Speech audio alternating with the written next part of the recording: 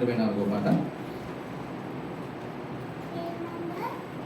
24 song number 24 page number 11.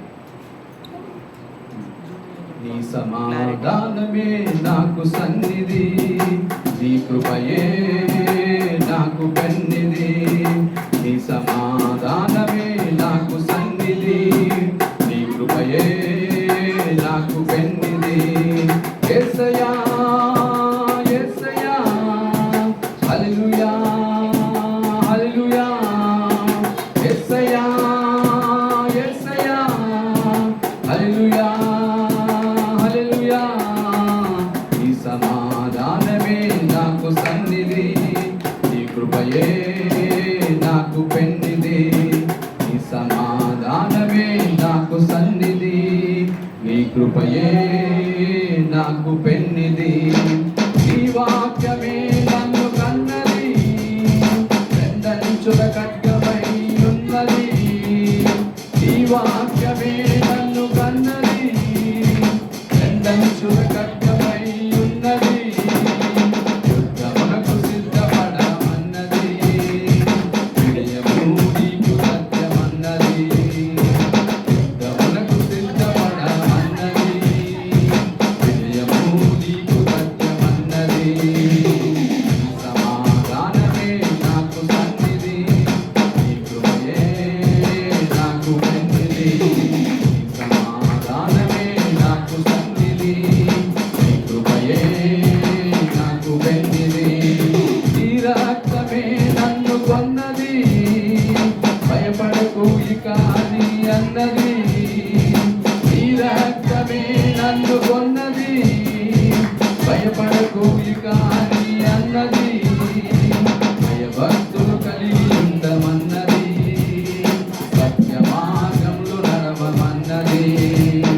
భయభక్తులు కలిగి ఉండమన్నది, సత్య మార్గంలో నడవమన్నది.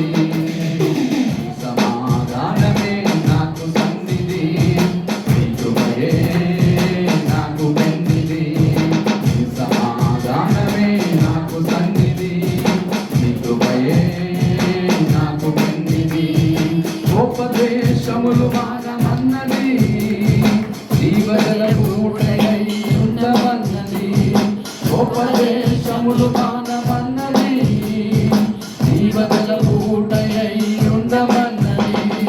పరిశుద్ధాత్మను పొందమన్నది, జీవ మార్గములో నడవమన్నది. పరిశుద్ధాత్మను పొందమన్నది, జీవ మార్గములో నడవమన్నది. సమాధానమే సన్నిధి, నీ కృపయే నాకు పెన్నిధి. సమాధానమే నాకు సన్నిధి, నీ కృపయే నాకు పెన్నిధి. యేసయ్యా యేసయ్యా హల్లెలూయా హల్లెలూయా. యేసయ్యా యేసయ్యా హల్లెలూయా హల్లెలూయా. నీ సమాధానమే నాకు సన్నిధి, నీ కృపయే నాకు పెన్నిధి. నీ సమాధానమే నాకు సన్నిధి, నీ కృపయే నాకు పెన్నిధి. హల్లెలూయా. అక్కడ 23వ పాట పాడుకుందాం. ఎల్లవేళలా నిన్నే ఆరాధింతున్నా. 23వ పాట. ఎల్లవేళలా నిన్నే ఆరాధింతును, నీ సన్నిధానములో కీర్తింతును. ఎల్లవేళలా నిన్నే ఆరాధింతును, నీ సన్నిధానములో కీర్తింతును. హల్లెలూయా హల్లెలూయా హల్లెలూయా హల్లెలూయా హల్లెలూయా హల్లెలూయా హల్లెలూయా హల్లెలూయా హల్లెలూయా హల్లెలూయా హల్లెలూయా హల్లెలూయా. ఎల్లవేళలా నిన్నే ఆరాధింతును, నీ సన్నిధానములో కీర్తింతును.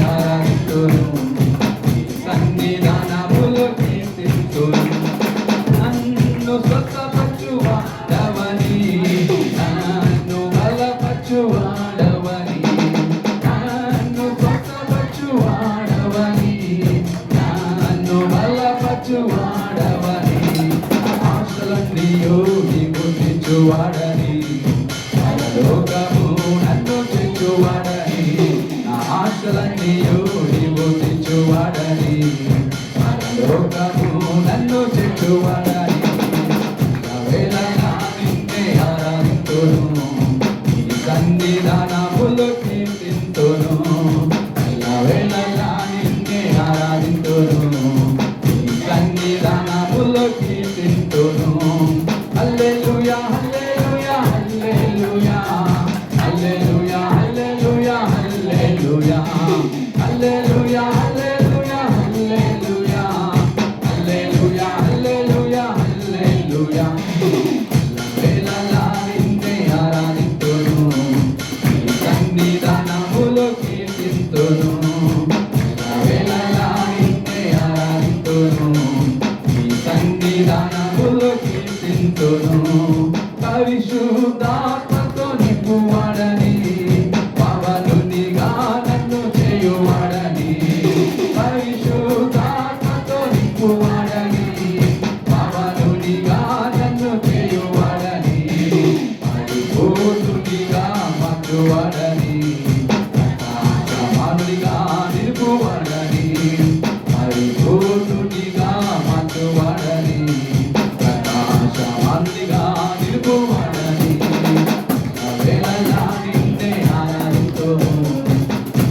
సన్నిధానములో కీర్తింతుము వేళలా నిన్నే ఆరాధింతుము నీ సన్నిధానములో కీర్తింతుము హల్లెలూయా హల్లెలూయా హల్లెలూయా హల్లెలూయా హల్లెలూయా హల్లెలూయా హల్లెలూయా హల్లెలూయా హల్లెలూయా హల్లెలూయా హల్లెలూయా హల్లెలూయా వేళలా నిన్నే ఆరాధింతుము నీ సన్నిధానములో కీర్తింతును వేళలా నిన్నే ఆరాధింతును నీ సన్నిధానములో కీర్తింతును ఆశ్రయ దుర్గము నీవేనని రక్షణ శృంగము నీవేనని ఆశ్రయ దుర్గము నీవేనని రక్షణ శృంగము నీవేనని నాదు చోటువు నీవేనని నమ్మిన దేవుడవు నీవేనని నాదు చోటువు నీవేనని నమ్మిన దేవుడవు నీవేనని వేళలా నిన్నే ఆరాధింతును నీ సన్నిధానములో కీర్తింతును వేళలా నిన్నే ఆరాధింతును నీ సన్నిధానములో కీర్తింతును నన్ను స్వస్థపరచువాడవని నన్ను బలపరచువాడవని నన్ను స్వస్థపరచువాడవని నన్ను బలపరచువాడవని నా ఆశలన్నీయు నీవు తెచ్చువాడని రోగము నన్ను తెచ్చువాడని నా ఆశలన్నీయు నీవు తెచ్చువాడని రోగము నన్ను తెచ్చువాడని వేళలా నిన్నే ఆరాధింతును నీ సన్నిధానము కీర్తింతును వేళలా నిన్నే ఆరాధింతును నీ సన్నిధానములో కీర్తింతును పరిశుద్ధాత్మతో నింపువాడని పవనునిగా నన్ను చేయువాడని పరిశుద్ధాత్మతో నింపువాడని పవనునిగా నన్ను చేయువాడని పరిపూర్ణునిగా మార్చువాడని ప్రకాశమానునిగా నిలుపువాడని పరిపూర్ణునిగా మార్చువాడని ప్రకాశమానునిగా నిలుపువాడని వేళలా నిన్నే ఆరాధింతును నీ సన్నిధానములో కీర్తింతును వేళలా నిన్నే ఆరాధింతును నీ సన్నిధానములో కీర్తింతును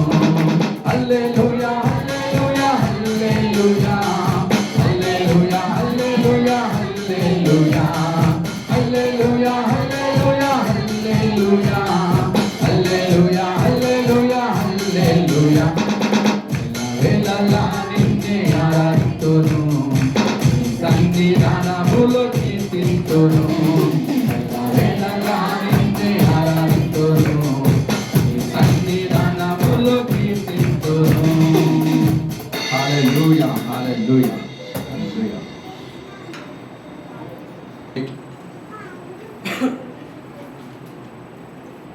28వ పాట.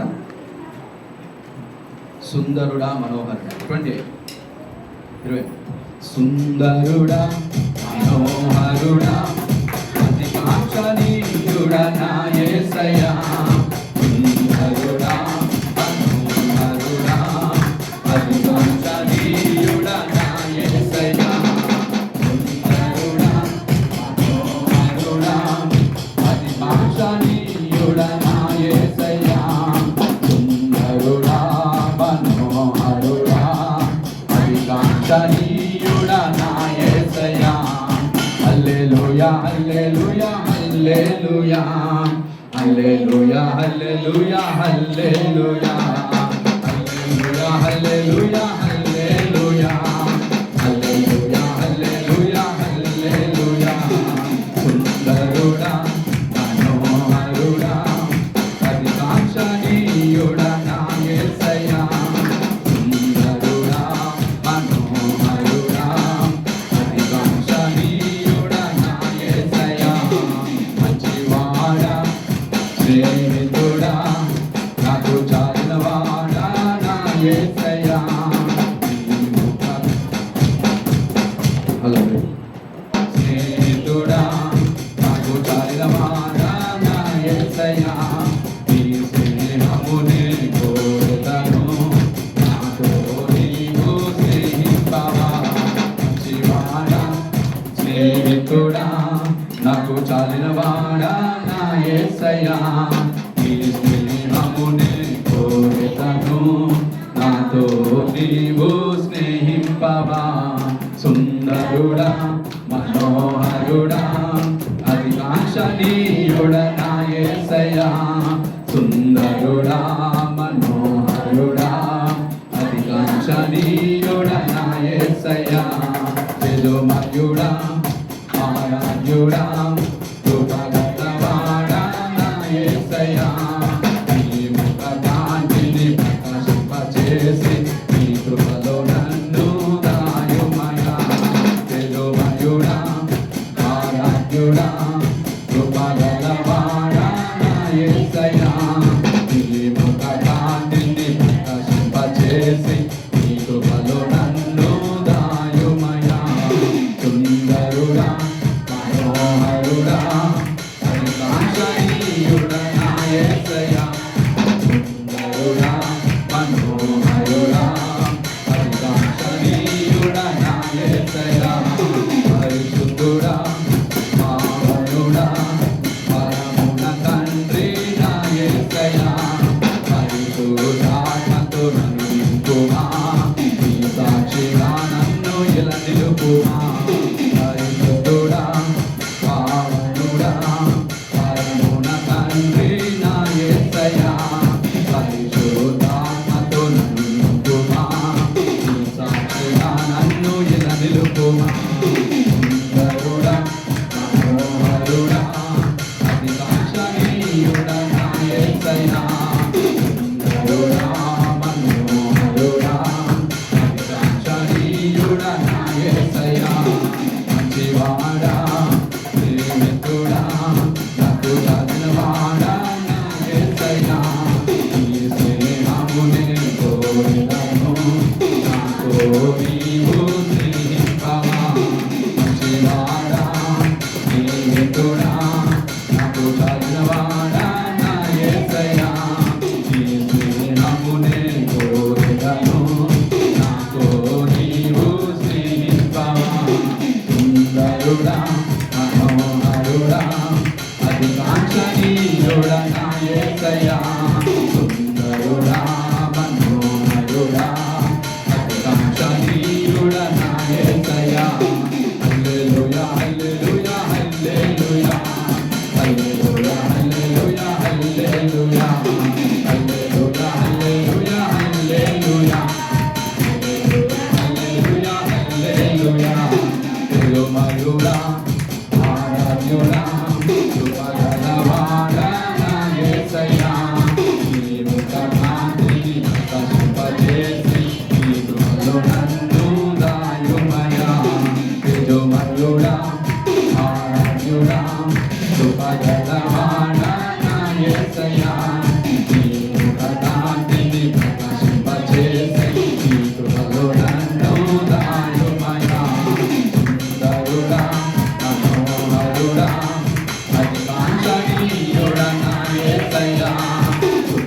మనోహరుడా మనోహరుడా పరికాంక్షణీయుడా నా యేసయ్యా పరిశుద్ధుడా పావనుడా పరమున తండ్రి నా యేసయ్యా పరిశుద్ధాత్మతో నింపుమా సాక్షిగా నన్ను ఇలా నిలుపుమా పరిశుద్ధుడా పావనుడా పరమున తండ్రి నా యేసయ్యా పరిశుద్ధాత్మతో నింపుమా నీ సాక్షిగా నన్ను ఇలా నిలుపుమా సుందరుడా మనోహరుడా పరికాంక్షణీయుడా నా యేసయ్యా సుందరుడా మనోహరుడా పరికాంక్షణీయుడా నా యేసయ్యా హల్లెలూయా హల్లెలూయా హల్లెలూయా హల్లెలూయా హల్లెలూయా హల్లెలూయా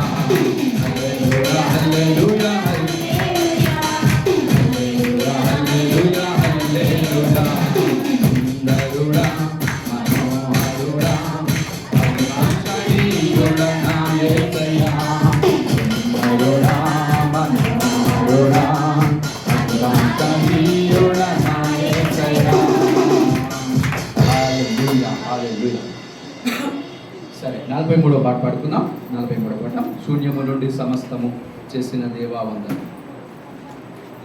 సమస్తము చేసిన దేవా వందనం శూన్యము నుండి సమస్తము చేసిన దేవా వందనం వందనం యేసయ్యా వందనం నీకేనయ్యా వందనం యేసయ్యా వందనం నీకేనయ్యా శూన్యము నుండి సమస్తము చేసిన దేవా వందనం శూన్యము నుండి సమస్తము చేసిన దేవా వందనం ఆదాము అవ్వను చేశావు భూమిలో వర్ధిల్లమన్నావు ఆదాము అవ్వను చేశావు భూమిలో వర్ధిల్లమన్నావు వందనం యేసయ్యా వందనం నీకేనయ్యా వందనం యేసయ్యా వందనం నీకేనయ్యా శూన్యము నుండి సమస్తము చేసిన దేవా వందనం శూన్యము నుండి సమస్తము చేసిన దేవా వందనం అన్నాను కురిపించినావు పోషించినావు అన్నాను కురిపించినావు నీ ప్రజలను పోషించినావు వందనం యేసయ్యా వందనం నీకేనయ్యా వందనం యేసయ్యా వందనం నీకేనయ్యా శూన్యము నుండి సమస్తము చేసిన దేవా వందనం శూన్యము నుండి సమస్తము చేసిన దేవా వందనం బండ నుండి నీళ్ళిచ్చినావు నీ ప్రజల దాహము తీర్చావు బండ నుండి నీళ్ళిచ్చినావు నీ ప్రజల దాహము తీర్చావు వందనం యేసయ్యా వందనం యేసయ్యా వందనం యేసయ్యా వందనం నీకేనయ్యా శూన్యము నుండి సమస్తము చేసిన దేవా వందనం శూన్యము నుండి సమస్తము చేసిన దేవా వందనం అగ్ని స్తంభమై నిలిచావు ఆ వెలుగులో నడిపించావు అగ్ని స్తంభమై నిలిచావు ఆ వెలుగులో నడిపించావు వందనం యేసయ్యా వందనం నీకేనయ్యా వందనం యేసయ్యా వందనం నీకే వాలేనయా శూన్యము నుండి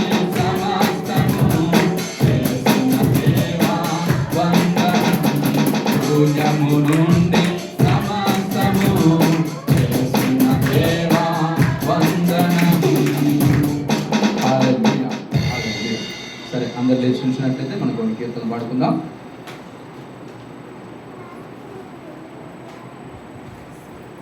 47 పాట పాడుతున్నాం. 47 47 47 పాట. నా జీవితం నీ చేతిలో, నా జీవితం నీ అరచేతిలో, నా జీవితం నీ చేతిలో, నా జీవితం నీ అరచేతిలో. యేసయ్యా యేసయ్యా యేసయ్యా నా యేసయ్యా యేసయ్యా యేసయ్యా యేసయ్యా నా యేసయ్యా నా జీవితం నీ చేతిలో, నా జీవితం నీ అరచేతిలో, నా జీవితం నీ చేతిలో, నా జీవితం నీ అరచేతిలో. కొనుకక నన్ను కాపాడినావు, కనురేపవాలే నన్ను కాచినావు. కొనుకక నన్ను కాపాడినావు, కనురేపవాలే నన్ను కాచినావు. దయా కిరీటమునే దయచేసినావు, కృపాక్షేమములే వెంట పంపినావు. దయా కిరీటమునే దయచేసినావు, కృపాక్షేమములే వెంట పంపినావు.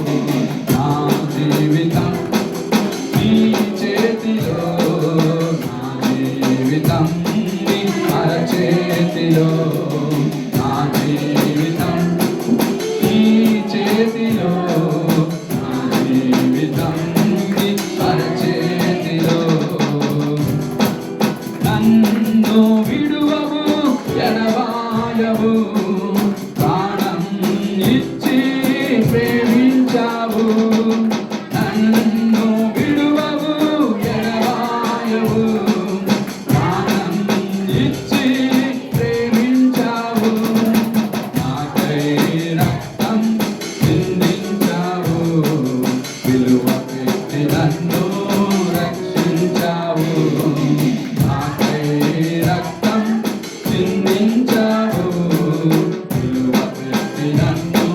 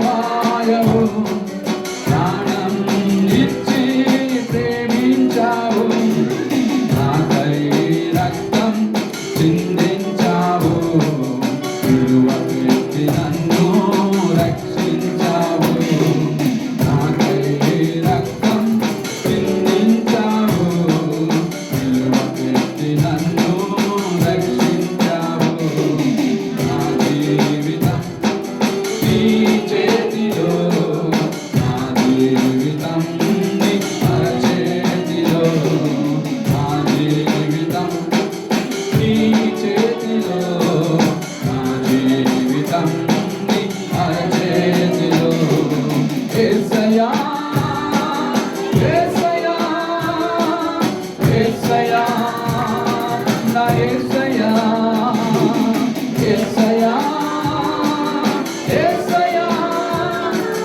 యేసయ్యా నా యేసయ్యా నా జీవితం నీ చేతిలో నా జీవితం నీ అరచేతిలో నా జీవితం నీ చేతిలో నా జీవితం నీ అరచేతిలో హల్లెలూయా హల్లెలూయా 42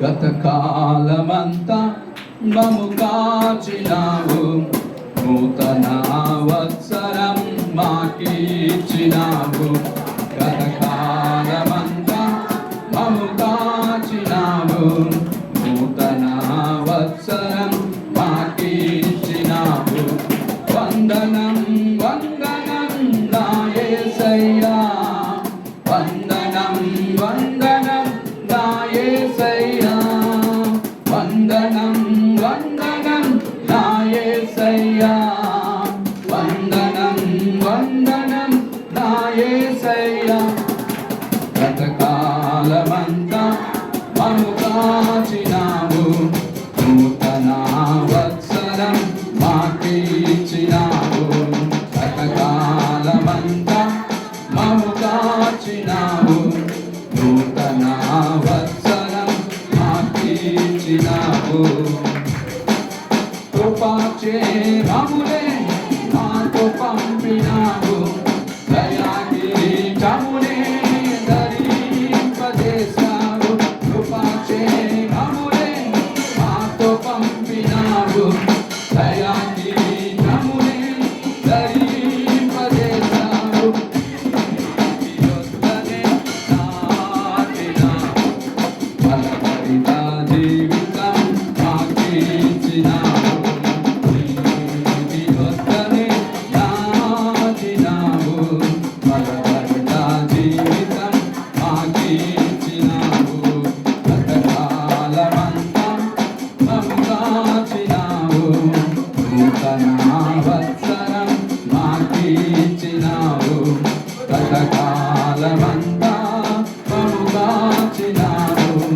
నూతన వత్సరం మాకిచ్చినావు దేవదూతలను మాకిచ్చినావు రాకపోకలను నీవు కాచినావు దేవదూతలను మాకిచ్చినావు రాకపోకలను నీవు కాచినావు మంచి ఆరోగ్యమే దయచేసినావు నోటి నిండా నవ్వుతో మమ్ము నింపినావు మంచి ఆరోగ్యమే దయచేసినావు నోటి నిండా నవ్వుతో మమ్ము నింపినావు గతకాలమంతా కాచినావు నూతన వత్సరం మాకిచ్చినావు గతకాలమంతా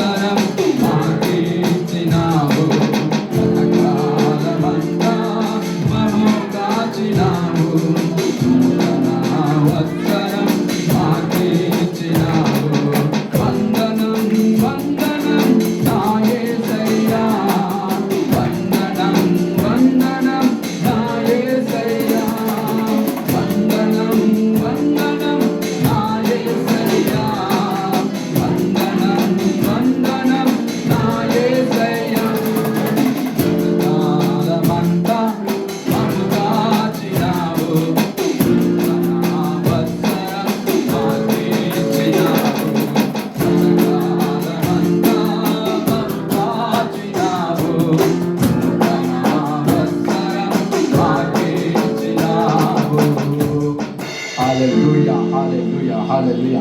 మరి మనం 2 నెలలు మరి వెనుకబడి ఉన్నాం. ఇంకా 2 నెలల్లో మనం కూడా నూతన సంవత్సరంలో ప్రవేశించబోతున్నాం. కాబట్టి దేవుడు మనల్ని ఈ 2 నెలలు కూడా మరి కాచి కాపాడి మన నూతన సంవత్సరం మనం ప్రవేశపెట్టాలి. కాబట్టి మనతో ఎవరు రావాలి?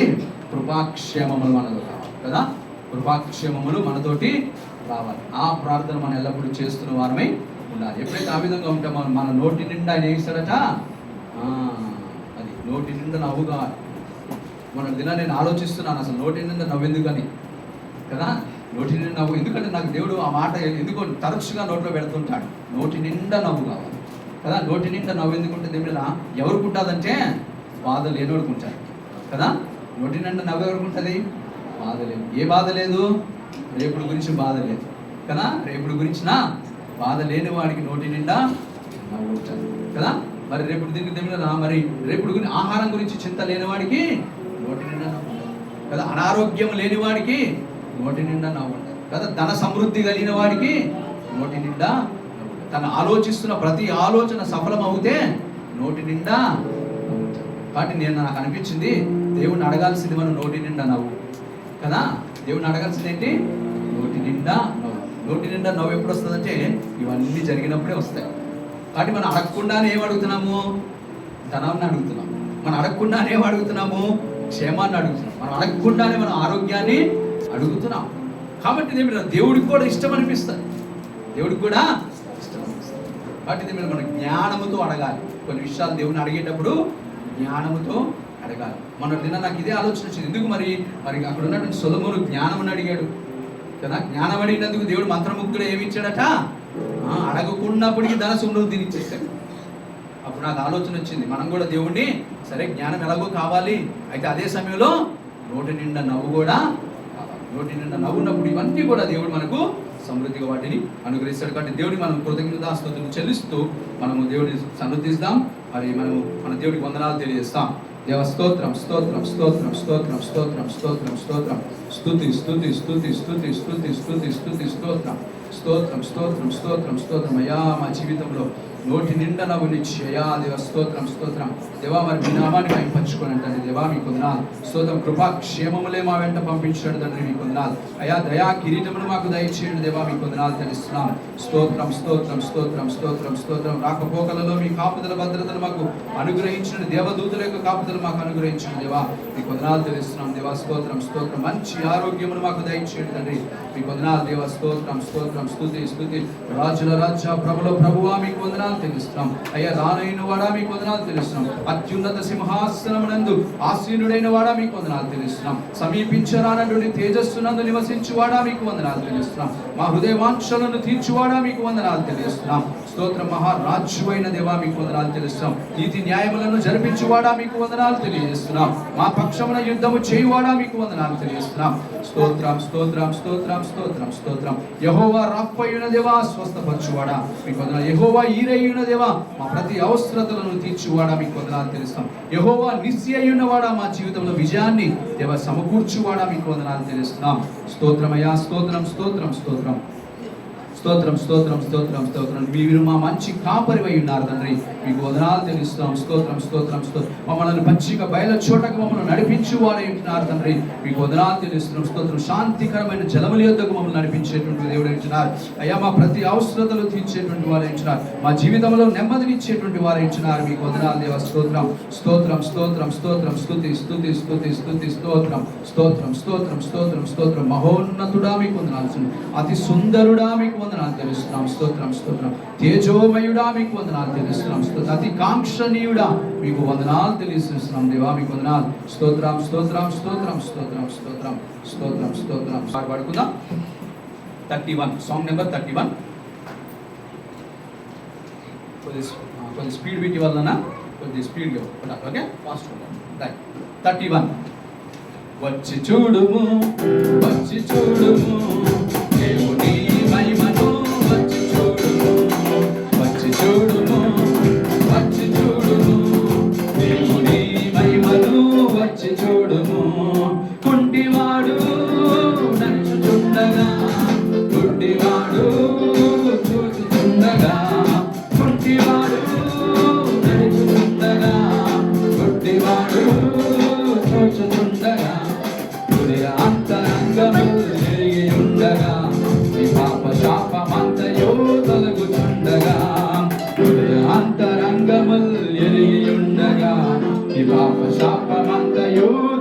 పెరుగుచుండగా వచ్చి చూడుము, వచ్చి చూడుము, దేవుని మహిమను వచ్చి చూడుము, వచ్చి చూడుము, వచ్చి చూడుము, దేవుని మహిమను వచ్చి చూడుము. తొట్టిలోని పిండి పెరుగుచుండగా ఆకలి దప్పులు తీరుచుండగా, తొట్టిలోని పిండి పెరుగుచుండగా ఆకలి దప్పులు తీరుచుండగా, గర్భములు తెరచుచుండగా పిల్లలు గంతులు వేయుచుండగా, గర్భములు తెరచుచుండగా పిల్లలు గంతులు వేయుచుండగా వచ్చి చూడుము, వచ్చి చూడుము, దేవుని మహిమను వచ్చి చూడుము, వచ్చి చూడుము, వచ్చి చూడుము, దేవుని మహిమను వచ్చి చూడుము. పొట్టువంతయు తొలగుచుండగా నీతిమంతులు మిగులుచుండగా, పొట్టువంతయు తొలగుచుండగా నీతిమంతులు మిగులుచుండగా, నేత్రములు తెరచుచుండగా సమాధానమును నింపుచుండగా, నేత్రములు తెరచుచుండగా సమాధానమును నింపుచుండగా వచ్చి చూడుము, వచ్చి చూడుము, దేవుని మహిమను వచ్చి చూడుము, వచ్చి చూడుము, వచ్చి చూడుము, దేవుని మహిమను వచ్చి చూడుము. గుడ్డివాడు నడుచుచుండగా, గుడ్డివాడు చూచుచుండగా, గుడ్డివాడు నడుచుచుండగా, గుడ్డివాడు చూచుచుండగా, తొలి అంతరంగములు పెరిగియుండగా శాపనాపమంతయు తొలగుచుండగా, తొలి అంతరంగములు పెరిగియుండగా పాప శాపమంతయు తొలగుచుండగా వచ్చి చూడుము, వచ్చి చూడుము, దేవుని మహిమను వచ్చి చూడుము, వచ్చి చూడుము, వచ్చి చూడుము, దేవుని మహిమను వచ్చి చూడుము. తొట్టిలోని పిండి పెరుగుచుండగా ఆకలి దప్పులు తీరుచుండగా, తొట్టిలోని పిండి పెరుగుచుండగా ఆకలి దప్పులు తీరుచుండగా, గర్భములు తెరచుచుండగా పిల్లలు గంతులు వేయుచుండగా, గర్భములు తెరచుచుండగా పిల్లలు గంతులు వేయుచుండగా వచ్చి చూడుము, వచ్చి చూడుము, దేవుని మహిమను వచ్చి చూడుము, వచ్చి చూడుము, వచ్చి చూడుము, దేవుని మహిమను వచ్చి చూడుము. పొట్టువంతయు తొలగుచుండగా నీతిమంతులు మిగులుచుండగా, పొట్టువంతయు తొలగుచుండగా నీతిమంతులు మిగులుచుండగా, మనోనేత్రములు తెరచుచుండగా సమాధానమును నింపుచుండగా, మనోనేత్రములు తెరచుచుండగా సమాధానమును నింపుచుండగా వచ్చి చూడుము, వచ్చి చూడుము, దేవుని మహిమను వచ్చి చూడుము, వచ్చి చూడుము, వచ్చి చూడుము, దేవుని మహిమను వచ్చి చూడుము. హల్లెలూయా. అయితే ప్రార్థన చేయండి. కీర్తన మనం చదువు కదా, ఆ కీర్తన 147 కీర్తన చదువుకుందాం. 147 కీర్తనలు 147. యెహోవాను స్తుతించుము, మన దేవుని స్తోత్రగానము చేయుట మంచిది, అది మనోహరము. స్తోత్రము చేయుట గొప్పదనము. యెహోవాయే యెరూషలేము కట్టువాడు, చెక్కిన యెరూషలేము బాగు చేయువాడు, ఇంటి చెక్కిన వారిని ఆయన బాగు చేయువాడు, వారి గాయములు కట్టువాడు, నక్షత్రముల సంఖ్యలో ఆయన నిర్మించున్నాడు, వాటన్నిటికంటే పేరులు పెట్టబడి ఉన్నాడు. మన ప్రభు గొప్పవాడు, ఆయన అధిక శక్తి గలవాడు, ఆయన జ్ఞానములకు మితిలేడు. యెహోవా నీళ్లను లేవనెత్తినవాడు, గద్దు నీళ్లను ఆయన మీద కూర్చును. కృతజ్ఞతలతో యెహోవాను కీర్తించుడు, సితారాతో మన దేవుని కీర్తించుడు. ఆయన ఆకాశం మేఘములతో కప్పువాడు, భూమి కొరకు వర్షము సిద్ధపరచువాడు, పర్వతముల మీద గడ్డి ఒలిపించేవాడు, పశువులకు అరుచు మొదటి 10 వచనాలు చదవనా? మొదటి 10 వచనాలు. ఆకులను ఆయన ఆహారం ఇచ్చేవాడు. ఆయన సంతోషించుడు, వరుణను పెంచబడినారు. సరే. మరి కీర్తనలు 147 కీర్తన. మరి ఇక్కడ ఉన్నటువంటి ప్రాముఖ్యమైనటువంటి అంశం కనుక మనం గమనించినట్లయితే మరి దేవుడిని స్తుతించమని ఇక్కడ మనం చూస్తున్నాం కదా. దేవుడిని సన్నుతించాలి, దేవుడి గురించి మరి పాటలు పాడుతున్నటువంటి వారమై ఉండాలనేటువంటి అంశంనే ఇక్కడ మరి ప్రత్యేకంగా ప్రస్తావిస్తున్నట్టుగా చూస్తున్నాం. అందుకోసం మొట్టమొదటి వచనం చూస్తే, praise the Lord for it is good to sing praises to our God, for it is pleasant and a song of praise is fitting అనేటువంటి మాట కనపడుతుంది. దేవుణ్ణి స్తుతించటము, దేవుణ్ణి మహిమపరచటము అదేంటట, అది ఎంతో మనోహరమైనటువంటి సంగతట.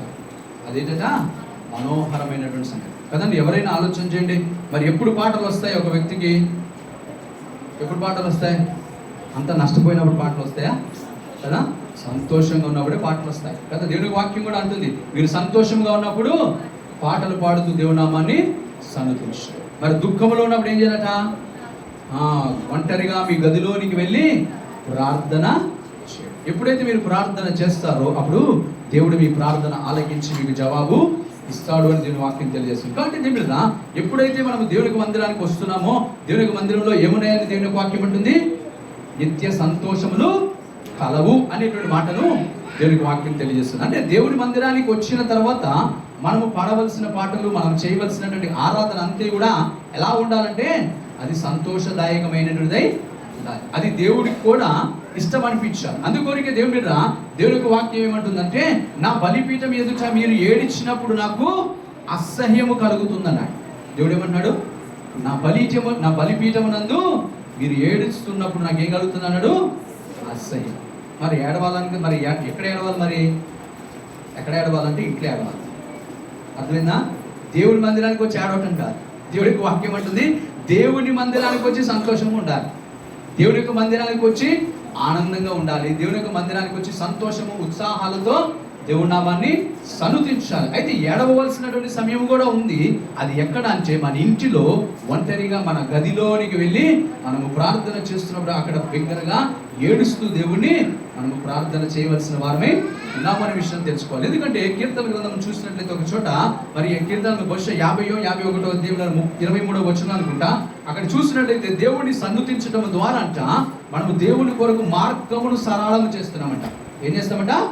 మార్గము సరళం అంటే ఈ విధంగా త్రోవను ఏర్పాటు చేస్తున్నాం. ఈ విధంగా దేవుడికి త్రోవను ఏర్పాటు చేస్తే త్రోవ సరళంగా ఉంటే ఏమవుతుంది? వచ్చేవాడికి త్వరగా రాగలుగుతాం. మార్గము సరళంగా ఉంటే మనము రావలసినటువంటి చోటికి త్వరితముగా రాగలుగుతాం. అంటే మనము పాటలు పాడటం ద్వారా దేవుడు ఏం చేస్తున్నామంట? దేవుడిని నా ఇంటికి త్వరగా రమ్మని బాట వేస్తున్నామంట. అర్థమవుతుందా? దేవుడిని త్వరగా రమ్మని మన ఇంటికి బాట వేస్తున్నామంట. దేవుడు కాబట్టి మనం ఆలోచన చేయాల్సిన విషయం ఏంటంటే, అందుకని అది దేవుడికి మనోహరమైనటువంటిదిగా ఉంటుంది. ఆలోచన చేయండి. కాబట్టి మన నోటి నిండా దేవుడరా ఎప్పుడు కూడా దేవుని స్తుతించేటువంటి పాటలను కలిగిన వారమై ఉండాలి. ఎల్లప్పుడు దేవుని నామాన్ని సన్నుతించే వారంగా ఉండాలి. అట్టి రీతిగా ఉండాలంటే ఇందాక మీకు తెలియజేసిన రీతిన మన నోటి నిండా ఏముండాలా? నవ్వు ఉండాలి కదా. మన నోటి నిండా నవ్వు ఉన్నప్పుడే మనం ఎప్పుడు కూడా సంతోష గీతములు పాడగలుగుతాం. కాబట్టి మన నోటి నిండా నవ్వు ఉండాలంటే మనం కూడా దేవుణ్ణి అడగవలసిన వారమై ఉన్నాము. ఎప్పుడైనా అడగవలసి వస్తే దానినే అడగవలసిన వారమై ఉన్నామనే విషయం కూడా మనం తెలుసుకోవాలి. ఆ విధంగా ఉంటూ దేవుడిని సన్నుతిస్తూ దేవుడిని మహిమపరుస్తూ దేవుడికి ఇష్టలుగా జీవిద్దాం. అటు రీతిగా ఉండటకు పరిశుద్ధాత్మ దేవుడు సాయం చేసి నడిపించునుగాక. ఆమేన్. దేవుడరా మరి ఎవరైనా మరి సాక్ష్యములు తెలియజేయాలని ఆలోచన కలిగి ఉన్నట్లయితే వారికి వచ్చి సాక్ష్యములు తెలియజేస్తుందిగా కోరుచున్నాం. మరి పోయినసారి వెళ్ళాను అప్పుడైతే మరి కడుపులో నొప్పి వచ్చేసింది. కానీ ఈసారి వెళ్ళినప్పుడు ఏదైనా బలహీనత లేకుండా దేవుడు నన్ను క్షేమంగా తీసుకొచ్చాడు. అందరి బట్టి కూడా దేవుడికి స్తోత్రాలు చెల్లిస్తున్నాను. కాబట్టి ఈ ప్రార్థనలు అన్నీ కూడా నన్ను కాపాడే మరి ఎంతగానో దేవుడు కాపాడి తీసుకొచ్చిన దేవుని వందనాలు తెలియపరుస్తూ చిన్న సాక్ష్యం ముగిస్తున్నాను. చెప్పండి దేవుని గారు పచ్చండి. సాక్ష్యం ఉన్న వాళ్ళు వచ్చి సాక్ష్యం ఇచ్చి దేవుని మైండ్ పచ్చండి. తెలుస్తున్నా మరి నాకు కూడా సాక్ష్యం ఉంది. ఏంటి అని అంటే మరి ఈ వారంలో దేవుడు నాకు 4 పాటలు ఇచ్చాడు. దేవుడిని మరి సన్నతించటగాను దేవుడు నాకు మరి 4 పాటలు దేవుడు నాతో రాయించాడు అనేటువంటి విషయాన్ని తెలియజేస్తున్నాను. అందులో మరి యోబు గురించి ఒక పాట, మరి యోబు జీవితం ఎలా ఉండింది, ఒకవేళ తానే పాడితే ఆ యోబు జీవితం ఎలా ఉంటుంది అనేటువంటి అంశంతో కూడినటువంటి మంచి పాటను దేవుడు ఇచ్చారు. అయితే అది ఇంకా ఫినిషింగ్లో ఉంది. కొన్ని మాటల కొరకు మేము కొద్దిగా వేచి ఉన్నాం. కాబట్టి అయితే అది ఆల్మోస్ట్ ఫినిష్ అయిపోయినట్టే. పాటల ద్వారా మీరు ఒకరినొకరు హెచ్చరించు. కాబట్టి మనం పాటలు పాడటం ద్వారా కూడా తెలియకే మనం ఒకరిని హెచ్చరిస్తాం. మీకు ఇంతకుముందు కూడా తెలియజేశాను కదా. నేను ఒక సందర్భంలో మరి వైజాగ్లో నేను ఉన్నప్పుడు, ఈ కాలేజ్లో ఉన్నప్పుడు, అక్కడ నా యొక్క రూమ్లో ఉండి నేను పాటలు పాడుతుంటే నా స్నేహితుడు ఏమన్నాడు తెలుసా, అరే నువ్వు పాడటం మానేరా అన్నాడు. ఏమన్నాడు, అరే నువ్వు పాడటం మానే. నాకైతే తరచుగా నోటికి పాటలు వచ్చేస్తాయి. ఖాళీగా ఉన్నానంటే ఏదో పాడతానే ఉంటాను. అయితే ఏమైనా తరచుగా నాకు పాటలు వస్తుంటే నేను పాడుతుంటే వాడు ఆపేయమన్నాడు. ఎందుకురా ఆపేయమన్నావు అని అంటే, ఏమో అవుతుందో నాకు తెలియదురా అంటున్నాడు. ఏమంటున్నాడు, నువ్వు పాడుతుంటే నాకేదో ఒక భయం.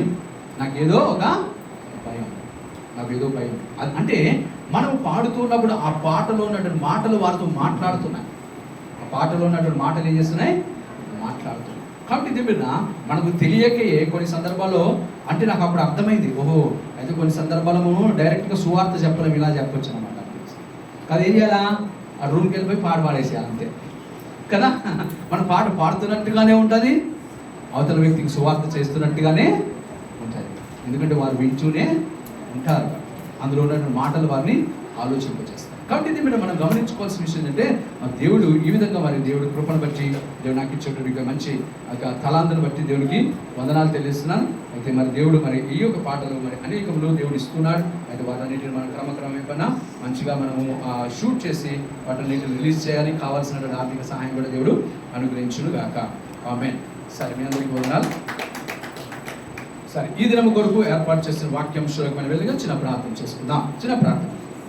దయగల దేవ, కృపగల దేవ, కృపా సత్య సంపూర్ణ మహాగరుడ శ్రీమంతుడేసయ్య, మీకు వందనాలు తెలుస్తున్నాం. అయ్యా తల్లి, యొక్క ఆదివారం దినాన ఈ మధ్యాహ్న సమయంలో చిన్న మందిగా చేరి మీ నామను సన్నతించగాను మా పరచగాను మాకు ఇచ్చిన మంచి సమయాన్ని బట్టి మీకు వందనాలు. ఈ ప్రాంగణం చుట్టూ మీ అగ్ని కంచె వేసి భద్రపరచు. ప్రతివేద అంధకార ప్రదేశాన్ని బంధించు. అయ్యా మరి మీరే మీ నాన్న వైపువచ్చు కృప చూపించండి, సహాయం తెచ్చండి. దయగల దేవ, మీకు వందనాలు తెలుస్తున్నాం. అయ్యా విప్పుడైన వారు ఎంతో ఆసక్తితో వచ్చారు. వారితో మీరు మాట్లాడండి. బలపరచవలసిన వారిని బలపరచండి, ఆలోచింప చేయవలసిన వారిని ఆలోచింపచేయండి, సరి చేయవలసిన వారిని సరిచేయండి, దీవించవలసిన వారిని దీవించి మరి మీరే మీ నామమే మనది ప్రతి కార్యాన్ని జరిపింప చేసుకోమని యేసునామమున బ్రతిమలాడి అడిగి ప్రార్థించి వేడుకుంటున్నాం తండ్రి. ఆమేన్. సరే దేవుళ్ళారా, మరొకసారి అందరికీ వందనాలు తెలియజేస్తున్నా. మరి ఈ దినం కొరకు ఏర్పాటు చేసినటువంటి వాక్యాంశం ఏమనగా మరి carnal mind and spiritual mind అనేటువంటి విషయాన్ని మనము ఆలోచించుద్దాం. Carnal mind and spiritual mind అనగా భౌతికమైనటువంటి మనస్సు కలిగి ఉండటము, ఆత్మీయమైనటువంటి మనస్సు కలిగి ఉండటం. ఆత్మీయమైన మనస్సు మరి భౌతికమైనటువంటి మనస్సు అంటే ఈ రెండింటికి ఉన్నటువంటి వ్యత్యాసం ఏంటి అనేటువంటి విషయాన్ని మనం ఈ రోజున ఆలోచించేద్దాం. దానిలో ఏది శ్రేష్టమైనదో దాని ప్రకారంగా మనం జీవించడానికి ప్రయత్నము చేద్దాం. దేవుడు కాబట్టి భౌతికమైనటువంటి మరి జీవితం ఏంటి, మరి ఆత్మీయ జీవితం ఏంటి అనే విషయాన్ని కూడా ఆలోచించేద్దాం. చూడండి దేవుళ్ళరా, రోమీయులకు రాసిన పత్రిక 8వ అధ్యాయము 6వ వచనం.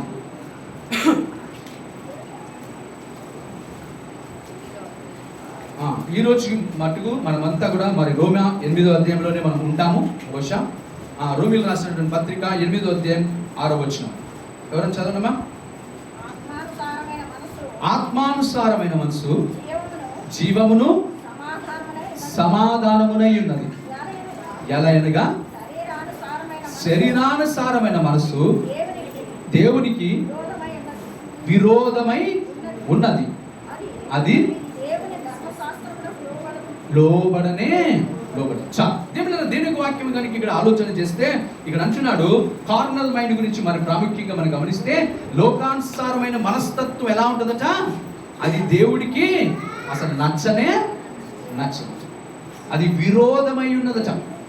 దేవుడికి విరోధమైనటువంటిది. మరి ఆలోచన చేయాల్సిన విషయం ఏంటంటే, మరి మనం ఈ రోజున విరోధమైనటువంటి కార్యాలు, దేవుడికి విరోధమైనటువంటి కార్యాలు చేయడానికి మనం ఇష్టపడుతున్నామా? ఇష్టపడుతున్నాం. దేవుడి సన్నిధానానికి వచ్చిన వారమైన మనము మన ఆలోచన ఎప్పుడు కూడా దేవుడిని ఎలా సంతోషపరచాలి, దేవుడిని ఎలా మహిమపరచాలి, దేవుడి నామాన్ని మనము ఎలా గణపరచాలని ఆలోచన కలిగిన వారుగా ఉంటున్నాము. అయితే మరి శరీరానుసారమైన మనసు ఏం కలగజేస్తుందట? దేవుడికి విరోధమైనటువంటిదిగా ఉంటున్నదట. అయితే ఇంగ్లీష్లో ఏమని ఇచ్చాడంటే ఈజ్ ఎ డెత్ అని ఇచ్చాడు. ఇంగ్లీష్లో ఏమని ఇచ్చాడు? కార్నల్ మైండ్ ఈజ్ డెత్, అది మరణము అని అంటున్నాడు.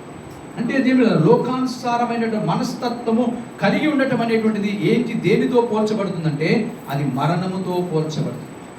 ఆలోచించండి. అందుకొరకే దేవుని వాక్యం రెండోదిగా మనం చూస్తే ఆత్మానుసారమైన మనసు ఏమంటున్నాడు? అది జీవము అంటున్నాడు.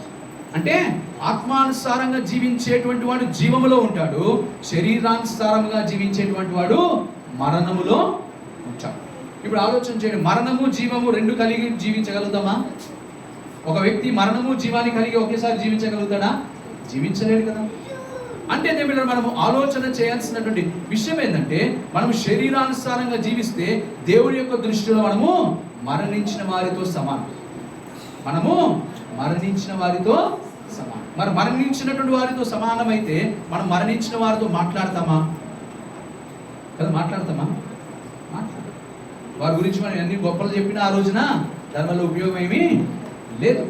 లేకపోతే మనం గమనించుకోవాల్సిన విషయం ఏంటంటే, అనగా దేవుడు కూడా మనతో మాట్లాడటానికి ఇష్టపడలేగా ఇష్టపడాడు. ఎందుకంటే మనం మరణించినటువంటి వారుగా ఉన్నప్పుడు ఆయన మాట్లాడే ఉపయోగం ఏమీ లేదు. అయితే దేవుడు ఎవరితో మాట్లాడతారు? మరి సజీవ లెక్కలో ఉన్న వారితోటే మాట్లాడతారు. మరి సజీవ లెక్కలో ఉన్నటువంటి వారు ఎవరు అని కనుక మనం ఆలోచన చేసినట్టయితే ఎవరు అని అంటే దేవుడు ఆత్మానుసారంగా జీవించేటువంటి.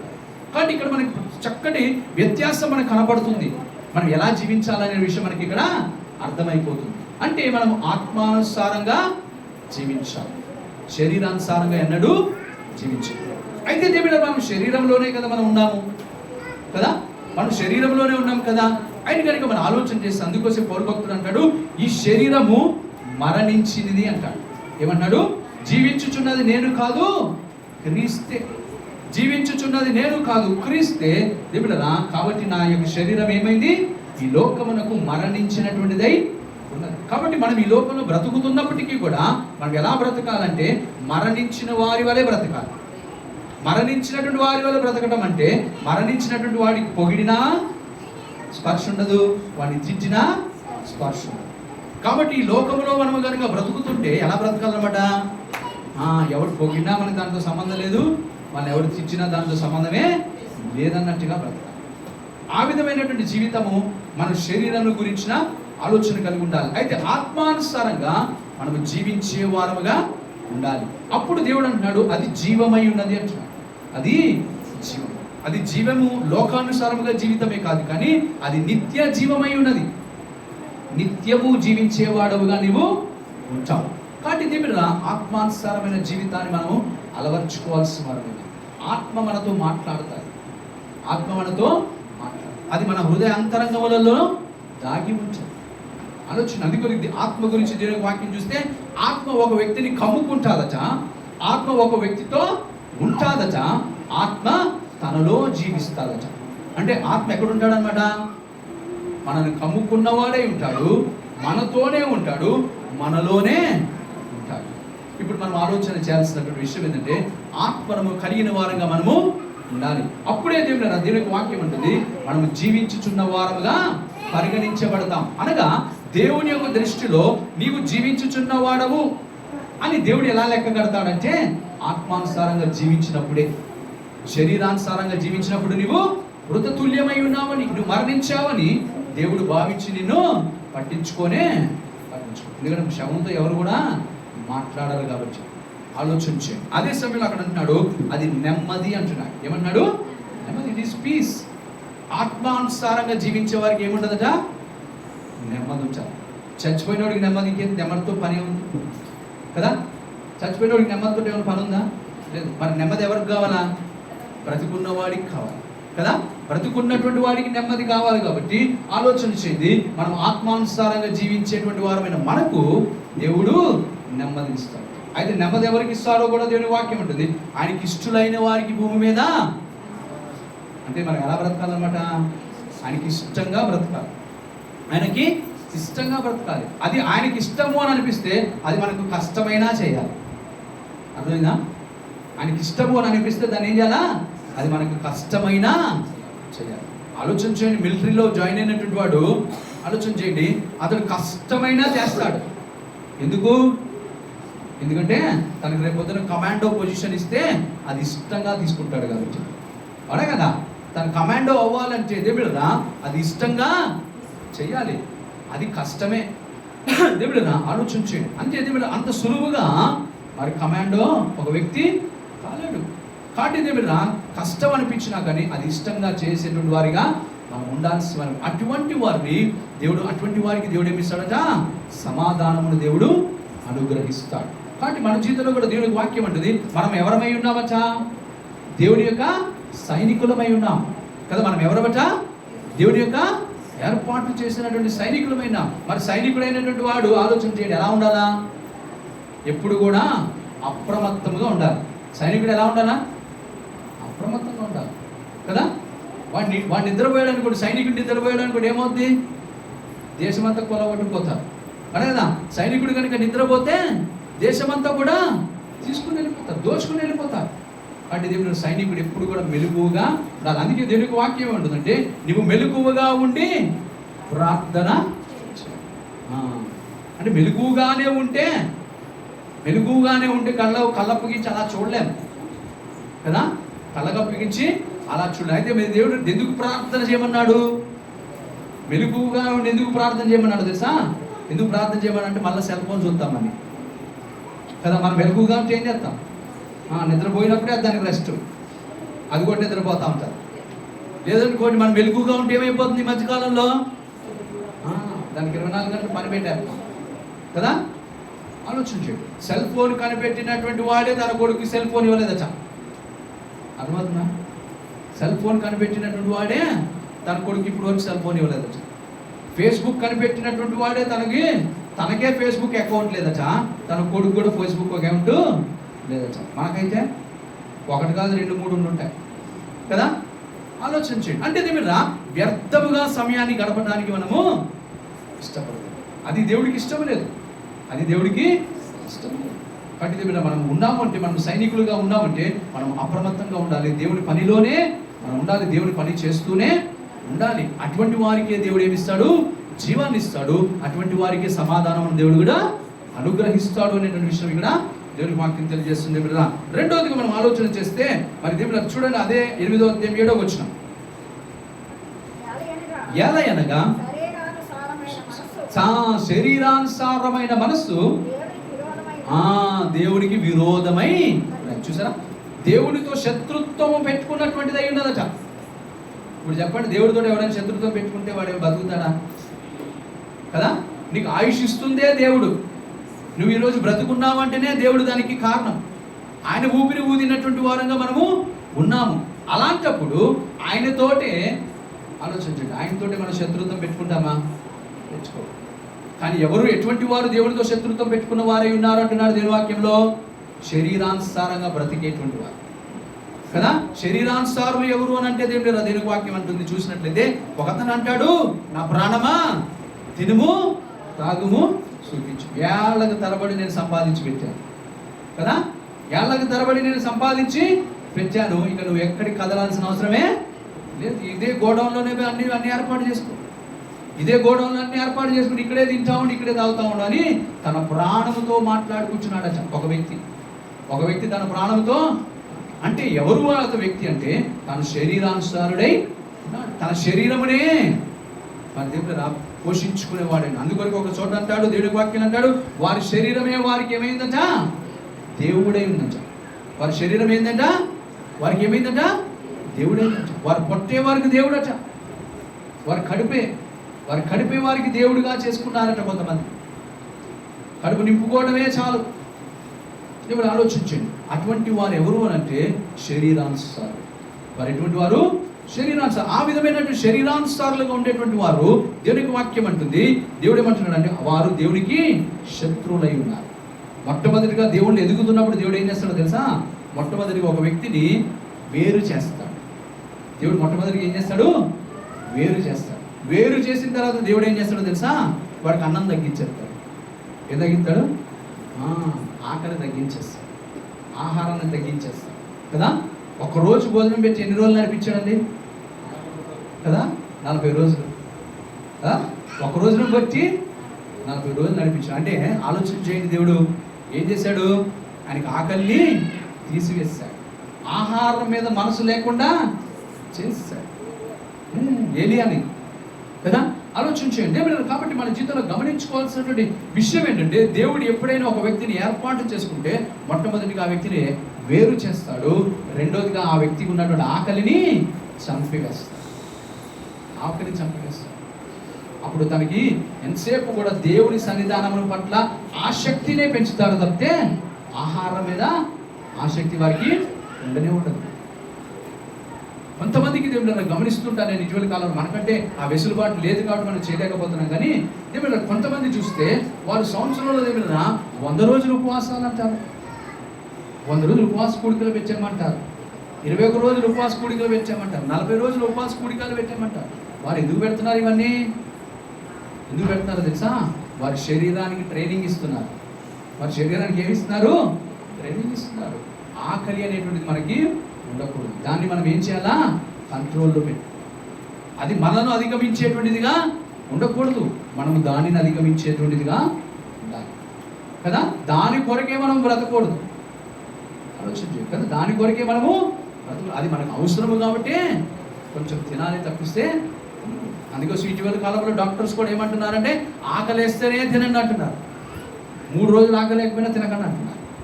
ఒకళ్ళు ఆకలి 3 రోజులైనా సరే ఆకలి వేయట్లేదు అనుకోండి, తినకండి అంటున్నారు. ఎందుకంటే ఆకలి వేసినప్పుడే తినాలి. ఆకలి లేనప్పుడు కూడా తింటే ఏమవుద్ది? అది ఒక స్టోరేజ్ బ్యాగ్లో అలా ఉండిపోతూ ఉంటుంది అంతే. అలాగా దేవుడు మనిషి క్షీణించిపోయేటువంటి అవకాశాలు ఎంతైనా ఉంటున్నాయి. కాబట్టి ఇక్కడ దేని వాక్యం ఏంటంటే, శరీరానుసారంగా జీవించేటువంటి వాడు దేవుడి యొక్క శత్రువై ఉండాలి. ఆలోచించు. కానీ అదే చదవడం ఇంకా కింద శరీర స్వభావము గలవారు దేవుని సంతోషపరచునేరను. దేవుని ఆజ్ఞ మీలో నివసించిన ఎడల. 7వ వచనమే కదా? 7వ వచనం చదవండి. 7వ వచనం. ఏ మాత్రము లోబడనేరదు, శాస్త్రమునకు లోబడదు, ఏ మాత్రమును లోబడనేరదు, కాగా శరీర స్వభావం గలవారు దేవుని సంతోషపరచునేరను. దేవుని ఆత్మ మీలో నివసించిన ఎడల మీరు ఆత్మ స్వభావము గలవారే కానీ శరీర స్వభావం గలవారు కాదు. చాలా మంది మరి మాట కనపడలేదు. మరి చూసినట్లయితే ఇంగ్లీష్ ట్రాన్స్లేషన్ ఏమిచ్చారంటే, ఆత్మానుసారంగా జీవించేవారు దేవునితో సహవాసం, దేవునితో ఫ్రెండ్షిప్ కలిగి ఉన్నారంటున్నారు.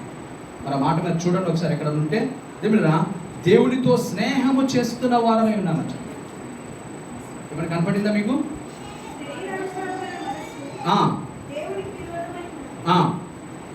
చదవమ్మా.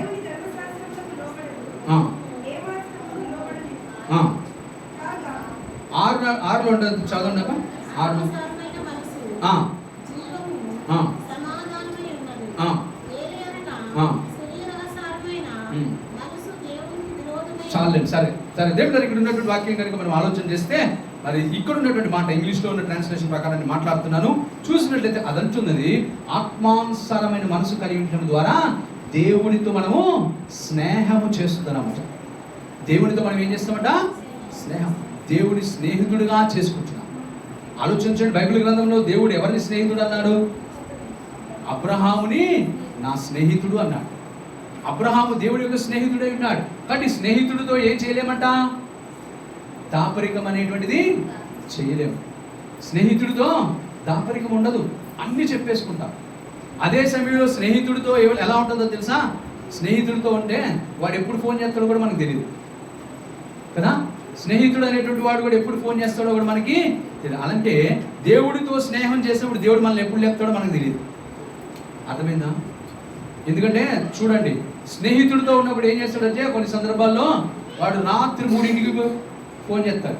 రాత్రి 3ంటికి ఫోన్ చేసి చూస్తే, ఎలా ఇప్పుడు ఫోన్ చేసామంటే, రేపొద్దు బంక్ కొడదామని ఫోన్ చేశాడు రాత్రి. ఏమంటా? ఎందుకు ఫోన్ చేశాడంటాడు? రేపు కాలేజీకి వెళ్ళకుండా బంక్ కొడదామని ఫోన్ చేశాడు. అదేదో పొద్దున్న చెప్పొచ్చు కదంటే నువ్వు తొందరగా రెడీ అయిపోతావని ఇప్పుడే చెప్పేశాను అక్కడ. అంటే వాడికి ఏంటనమాట, మనం తొందరగా లేచి రెడీ అయిపోతామేమో అని వాడికి తొందర. కాబట్టి వాడు ఎప్పుడు చేశాడు, రాత్రి 3ంటికే చేశాడు, 2ంటికే చేశాడు మన నిద్రలో ఉన్నప్పుడు. అంటే స్నేహితుడు అనేటువంటి వాడు ఎంత స్వేచ్ఛ తీసుకుంటాడంటే వాడు ఎప్పుడైనా చేస్తాడు కదా, వాడు ఎప్పుడైనా ఫోన్ చేస్తాడు. స్నేహితుడికి ఉండే స్వేచ్ఛ. అంటే దేవుడు మనం స్నేహితుడిగా చేస్తే దేవుడు ఏం చేస్తాడనమాట, ఆయనకి ఎప్పుడు ఏదైనా ఒక విషయం గుర్తుకొచ్చి లేపేస్తాడు. అర్థమైనా, మిమ్మల్ని ఎప్పుడు లేపుతాడో మీకే తెలియదు. సార్ 2:30కి లేపుతాడు, ఒకరోజు 3ంటికి లేపుతాడు, ఒకరోజు 3:30కి లేపుతాడు కదా. ఆలోచన ఆయన ఎప్పుడు లేపుతాడో మనకు తెలియదు. కాబట్టి దగ్గర మన స్నేహితుడిగా మనం చేసుకున్నప్పుడు ఆయన లేపేస్తాడు. లేపి ఏదో మనతో మాట్లాడాలని, ఏదో మన స్వరం వినాలని కదా, ఏదో మన స్వరం మనం మాట్లాడుతుంటే ఏదోటి వినాలి, ఆలకించాలని ఆశ కలిగిన వాడిగా ఆయన మనల్ని ఎప్పుడు కూడా తరచుగా లేపుతూ ఉంటాడు. కాబట్టి దీన్ని మనం గమనించుకోవాల్సిన విషయం ఏంటంటే, మనం దేవుడి యొక్క స్నేహితులముగా ఉండాలి అని అంటే మనం ఆత్మానుసారమైనటువంటి జీవితమును జీవించాలి. ఆత్మానుసారమైనటువంటి జీవితాన్ని మనము జీవించాల్సిన వారమైన. 8వ వచనం చూడండి అమ్మా.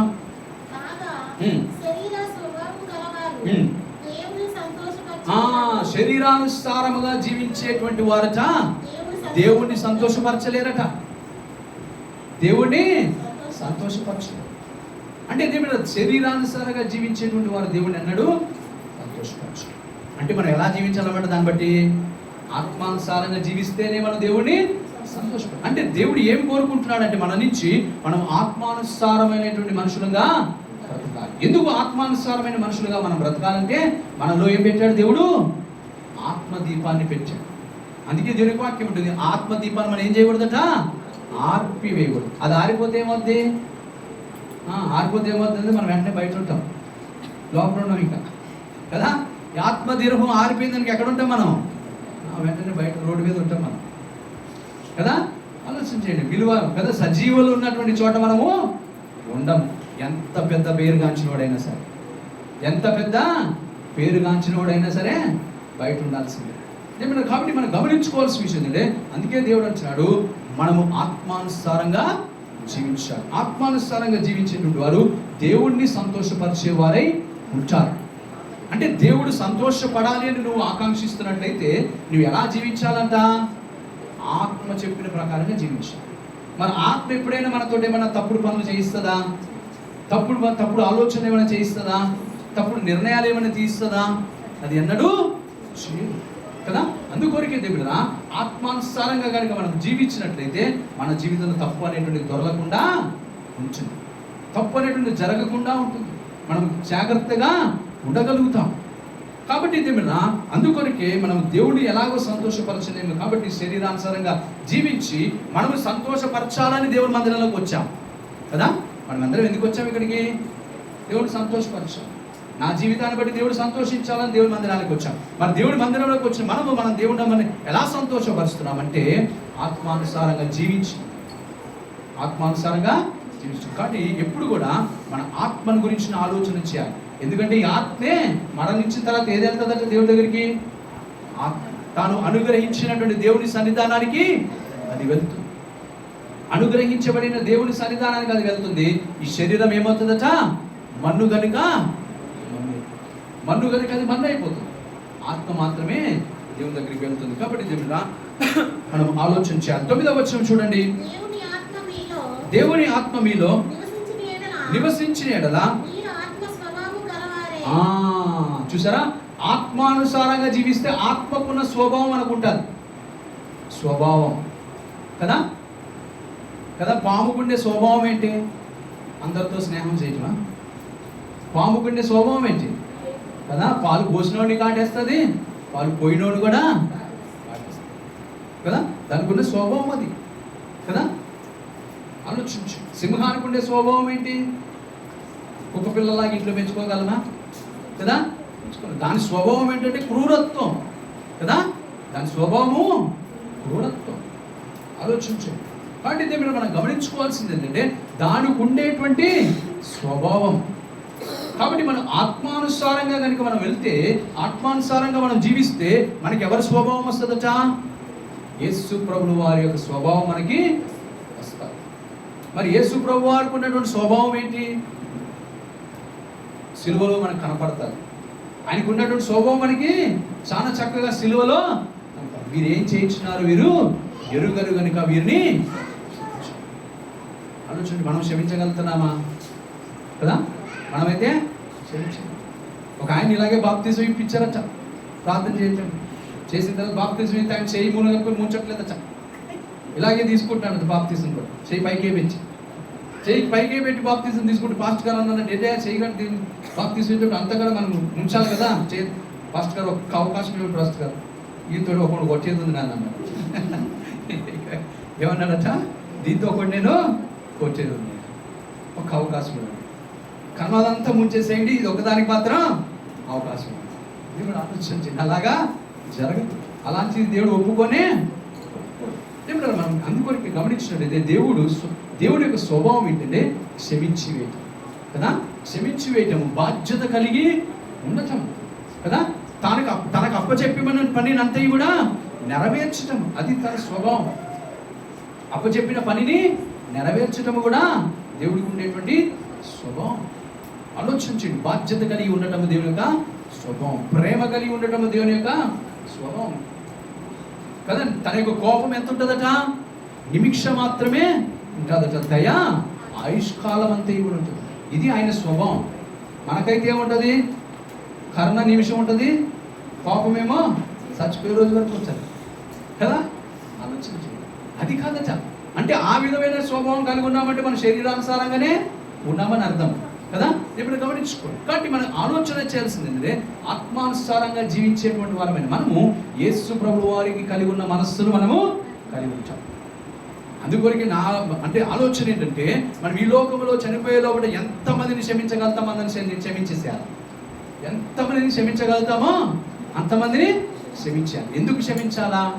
ఎందుకంటే దేవుడు అంటాడు, నీవు ఏ తీర్పు తీర్చావో ఆ తీర్పే నీకు తీర్చబడుతుంది అన్నాడు. నువ్వు ఏ తీర్పు అయితే తీర్చావో ఆ తీర్పే నీకు తీర్చబడదు. అంటే మనం ఇప్పుడు కనుక అందరిని క్షమించి వేసామనుకోండి, దేవుడు కూడా మనల్ని ఏం చేస్తాడు, అదే తీర్పు తీరుస్తాడు. కాబట్టి ఆయన నిన్ను కూడా క్షమించేశానంట కదా.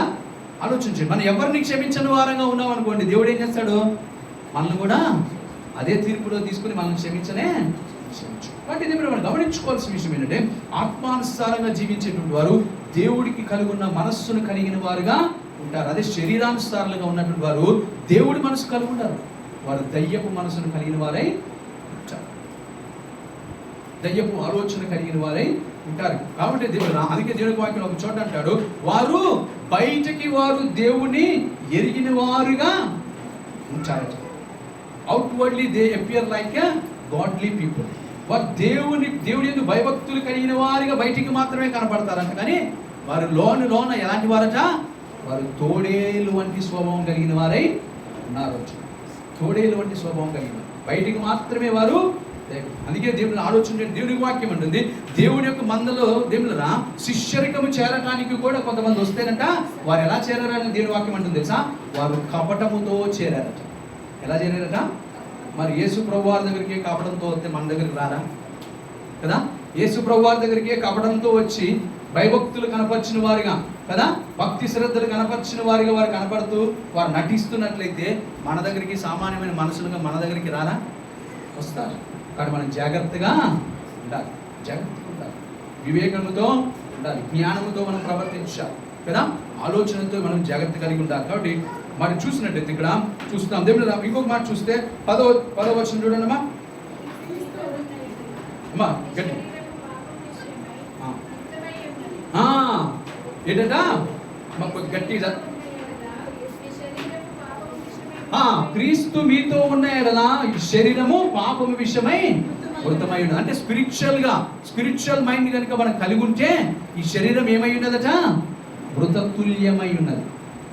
మరి ఆలోచన చేయండి, ఈ ఆలోచన కలిగి ఉంటే అంటే సహజంగా మనం చేయకూడదని కాదు, కానీ సహజంగా దేవుడు ఆలోచన చేస్తే మృతతుల్యమైనటువంటి ఈ శరీరానికి మనం ఏం చేస్తున్నాము,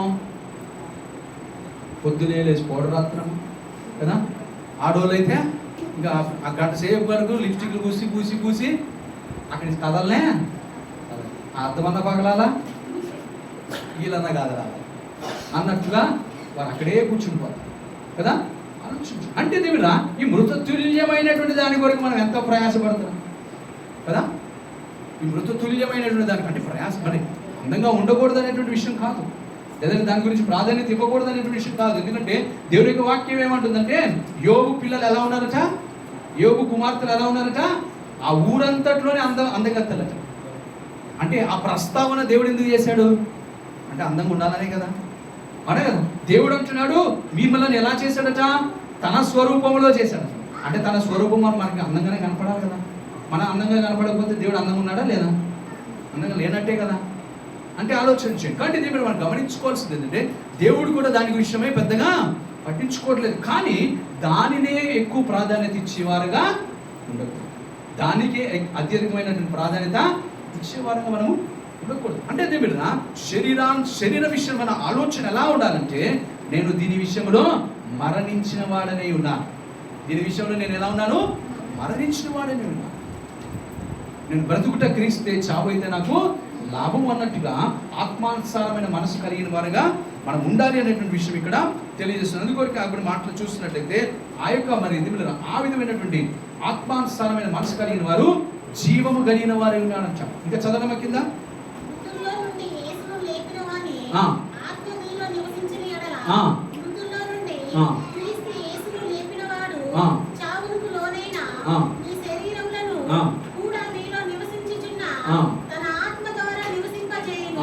మిమ్మలను నివసింపచేయును. ఆత్మ ఏం చేస్తుందంటే, ఆత్మానుసారమైన మనసు ఏం చేస్తుందంటే నీ శరీరాన్ని జీవింపజేస్తుంది, నీ ఆత్మను కూడా జీవింపజేస్తుంది. అర్థమవుతుందా? నీ శరీరము కూడా జీవింపజేస్తుంది, నీ ఆత్మను కూడా అది జీవింపజేస్తుంది. అంటే ఆత్మానుసారంగా ఉండటం ద్వారా డబల్ బెనిఫిట్ కదా, రెండంతల దీవెన. కానీ శరీరానుసారంగా జీవిస్తే నీ శరీరము మృతతుల్యమైనటువంటిది ఉంటుంది, దేవుని దృష్టిలో మృతతుల్యమైనటువంటిది ఉంటుంది.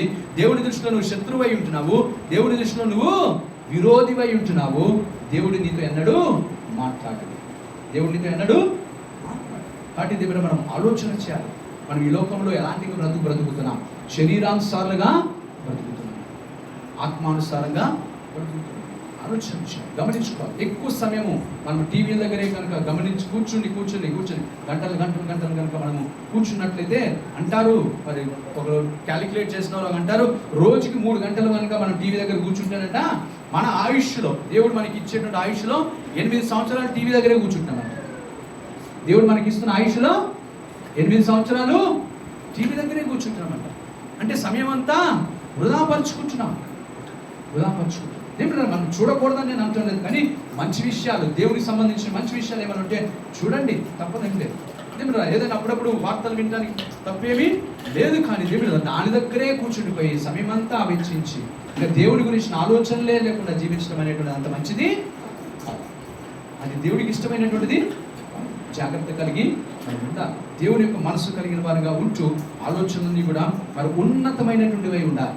ఎల్లప్పుడూ మనకి ఆత్మానుసారమైనటువంటి ఆలోచన ఎక్కడ ఉండాలంటే శరీరానుసారంగా కాదు, కానీ పరలోక సంబంధమైన ఆలోచన కలిగి ఉండాలి, పరలోక సంబంధమైనటువంటి ఆలోచనలు కలిగిన వారుగా ఉండాలి. కాబట్టి మనం అటువంటి ఆలోచన కలిగి జీవిద్దాం. చూడండి 14-15 వచనాలు. దేవుని ఆత్మ చేత ఎందరూ నడిపించి, అక్కడ మైక్ ఉంది కదా, అక్కడ దగ్గరలో మైక్ ఉంది కదా, ఎవరైనా తీసుకోండి. దేవుని ఆత్మ చేత ఎందరూ నడిపించబడుదురో వారందరూ దేవుని కుమారులై ఉంటారట. చూసారా, ఆత్మానుసారంగా నడిపించబడేటువంటి వారు, ఆత్మానుసారమైన మనసు కలిగిన వారు ఎవరై ఉంటారట, దేవుని కుమారు. అంటే ఆత్మానుసారంగా కాకుండా శరీరానుసారంగా ఉండేవారు దేవుని కుమారులు కాదనే కదా అర్థం కదా, దేవుని కుమారులు కాదు. మరి దేవుని కుమారులుగా మనం లేకపోతే మనకి స్వాస్థ్యం ఎక్కడి నుంచి వస్తుంది కదా, ఆలోచించండి. దేవుడి కుమారులుగా మనం లేకపోతే దేవుడు మనకి స్వాస్థ్యం ఎందుకు ఇస్తాడు? నేను మా పక్కింటి పిల్లోడికి కూడా ఆస్తి రాశానని రాసిస్తున్నా, ఎవరు రాయరు కదా కదా. తన సొంత పిల్లలకే ఎంతున్నా సరే, అది 1000 ఎకరాలు ఉన్నా సరే వాడి కొడుకే రాస్తారు, వాడి కూతురికే రాస్తారు కదా. అంతే తప్పిసి ఇంకెవరికి రాయరు కదా. ఎన్ని ఎకరాలు ఉన్నా సరే, ఎంత ఆస్తి ఉన్నా సరే, ఒక కొడుకే ఉన్నా, ఒక కూతురే ఉన్నా మొత్తం అంతా కూడా వాళ్ళకే ఇస్తారు కానీ కదా. ఎంతైనా సరే ఒక మాదిరిగా ఆలోచన చేసే బంధువులు ఉన్నా సరే, అక్క చెల్లెళ్ళు ఉన్నా సరే, వాళ్ళ పిల్లలు కూడా ఎవరేమి ఇవ్వరు కదా. ఆలోచించు, ఎందుకంటే వారి పిల్లలు, వారి సొంత పిల్లలు అన్నటువంటి ఒక భావన. మరి యేసు ప్రభువు వారు కూడా ఏమంటున్నారంటే, నా కుమారులు వలె మీరు ఉంచారు. ఆత్మానుసారమైన మనసు కలిగిన వారు ఆయన కుమారులమై ఉన్నామంటే ఆలోచించండి, కుమారులకు దేవుడు స్వాస్థ్యం ఇవ్వడా? ఇప్పుడు మనము ఆయన ఆ ధైర్యం కనుక మనకుంటే మన దేవుని ఏమడుగుతాము? ఆ ధైర్యమే మనకు ఉందనుకోండి, ఏమని, నేను దేవుని కుమారుడను అనే ధైర్యం నాకుంటే నేను దేవుని ఏమడుగుతాను? ఏమడుగుతానంటే నా స్వాస్థ్యాన్ని అడుగుతాను. కదా, అడగాలా లేదా? అడుగుతాం కదా. ఆలోచించండి, అంటే దేవుడు ఆ ధైర్యం కలిగిన వారుగా మనము ఉండాలి. అందుకే దేవుని వాక్యం ఏమంటుందంటే, ఆత్మ ఏమి చేస్తుందంటే నీతో ఒప్పింపజేస్తుందట. నీతో ఒప్పింపజేస్తుంది. ఏమని ఒప్పింపజేస్తుందంటే, నీవు దేవుని కుమారుడవై ఉన్నావని ఒప్పింపజేస్తుంది. నువ్వు దేవుని కుమారుడవై ఉన్నావనే విషయం నీకు అర్థమవుతుందా? దేవుని యొక్క కుమార్తెపై నువ్వు ఉన్నావనే విషయం నీకు అర్థమవుతుందా? అర్థం అవ్వటం లేదంటే నీ ఆత్మ నీతో ఒప్పింప చేయటమే లేదన్నమాట. ఆత్మ కనుక ఒప్పింపజేస్తే ఏమని, నువ్వు దేవుని కుమారుడవై ఉన్నావు, కుమార్తెవై ఉన్నావు అన్నప్పుడు నువ్వు ఆస్తికి అర్హుడవై ఉన్నావు అనే విషయం కూడా అది నీకు తెలియజేస్తుంది. అనినప్పుడు దేవుడునా మరి దేవుని అడిగే విషయంలో కూడా మనము అడగగలుగుతాం కదా ధైర్యంగా. కాబట్టి దేవుడు మనం ఆలోచన చేయాలి. అందుకొరికే ఆత్మానుసారమైనటువంటి జీవితం మనం జీవించినప్పుడు మనం దేవుని కుమారుల వలె ఉంటాం. దేవుని యొక్క కుమారుల వలె ఉంటాం. అప్పుడు మనము ఆస్తికి, దేవుని యొక్క ఆస్తికి అర్హులమై ఉంటాం. మనం మరి దేవుని యొక్క ఆస్తికి అర్హులమైతే దేవుని యొక్క ఆస్తి ఎంత ఉంది? ఎంత ఉందంటే బైబిల్ గ్రంథంలో సింపుల్గా చెప్తే ఆయన రోడ్లు కూడా బంగారంతో వేస్తున్నాడట. ఆయన ఆస్తి ఎంత ఉందట? సింపుల్గా ఒకటే ఒక మాట మాట్లాడుకుంటే కూడా ఆయన రోడ్డు కూడా బంగారంతో వేస్తున్నాడట. ఇప్పుడు చెప్పండి, దేవుని ఒక ఉంగరం జీవితంలో ఒక ఉంగరం అంత అడగాల్సిన అవసరం ఉందా? ఆలోచండి కదా. ఆ తుప్పులో పాడేసింది కూడా మనకే ఎంతైనా తీసుకుని వెళ్ళిపోవచ్చు కదా, ఒకవేళ దేవుడు పక్కన పాడేస్తే కదా. ఆలోచన అంటే దేవుడు మనము ఆ విధమైనటువంటి అవగాహనకి రావాలి. ఆ విధమైనటువంటి అవగాహన, ఆ అవగాహన ఎప్పుడు వస్తుందంటే నువ్వు ఆత్మానుసారంగా జీవించినప్పుడు ఆ అవగాహనకి నువ్వు వస్తావు అనే విషయం తెలుసుకుంటాను. చూడండి అమ్మా 16వ వచనం, మనము దేవుని పిల్లలమని ఇప్పుడే చెప్పాను కదా, ఆత్మ తానే మన ఆత్మతో కూడా సాక్ష్యం ఇస్తుంది. అది అంటే నీవు ఆత్మానుసారుడుగా జీవిస్తే ఏది పొందుకుంటావు? నువ్వు సాక్ష్యాన్ని పొందుకుంటావు. ఆత్మానుసారుడిగా జీవిస్తే నీకు ఒక సాక్ష్యం ఉంటుంది. ఏమిటి ఆ సాక్ష్యం అంటే, నువ్వు దేవుని యొక్క కుమారుడవని సాక్ష్యం. నీ ఆత్మీయ నీ విషయంలో నీతో మాట్లాడుతుంది కదా, నీ ఆత్మీయ నీతో మాట్లాడు. మీకు ఎప్పుడైనా అలా అనిపించిందా దేవుని యొక్క ఆత్మలతో మాట్లాడాడు అని?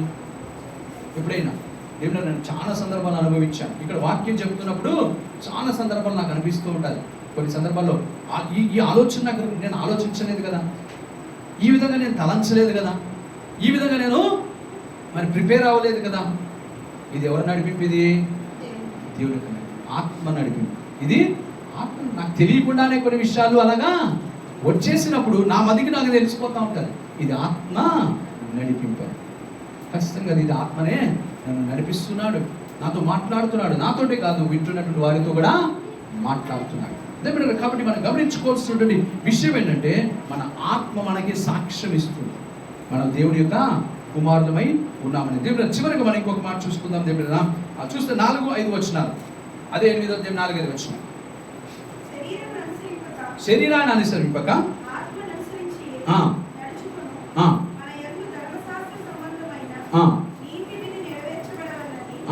నీతిని నెరవేర్చబడవలని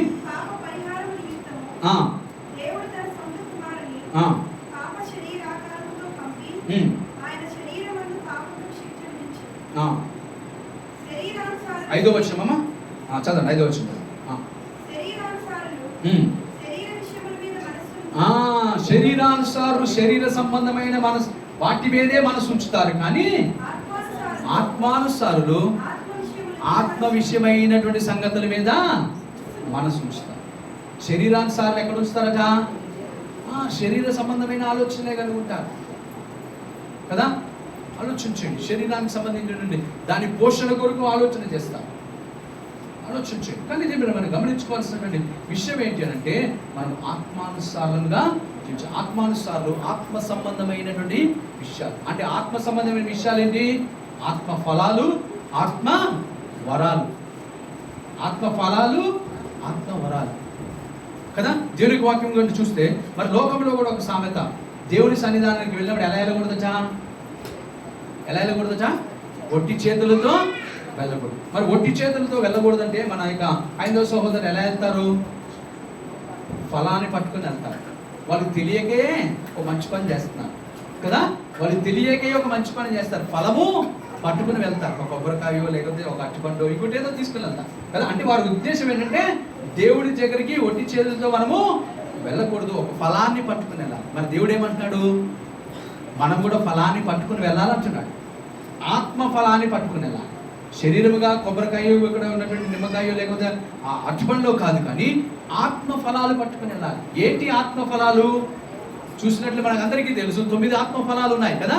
ప్రేమ, సంతోషము, సమాధానము, దీర్ఘశాంతము, దయాళత్వము, మంచితనము, సాత్వికము, విశ్వాసము, ఆశ, నిగ్రహం.